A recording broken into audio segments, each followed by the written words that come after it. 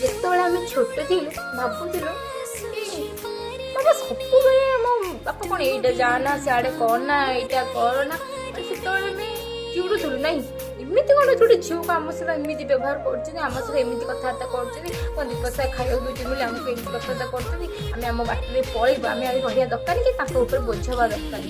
ତ ଦିନେ ଦିନେ ଯେହେତୁ ଦିନକୁ ଦିନ ବଡ଼ ହେବାକୁ ଲାଗିଲି ବାପାର ମୂଲ୍ୟଟା ବୁଝିପାରିଲି। ବାପା କ'ଣ ବାପା ଯେତେବେଳେ ବାପାର ମାନେ ସବୁ କିଛି ଉପରେ ଗୋଟେ ତା ଛୁଆ ହିଁ ହେଇଥାଏ, ତାର ସବୁ ଖୁସିକୁ ଜଳାଞ୍ଜଳି ଦେଇ ଆମ ପାଇଁ ସବୁ କଷ୍ଟ କରିକି ମାନେ ଆମର ଦୁନିଆରେ କିଛି ବି ଦରକାର ନାହିଁ, ବାସ୍ ମୋ ଛୁଆ ମାନେ କେମିତି ଖୁସିରେ ରହିବେ ତାଙ୍କ ପାଇଁ ସବୁ ଜଳାଞ୍ଜଳି ଦେଇ ଦିଅନ୍ତି।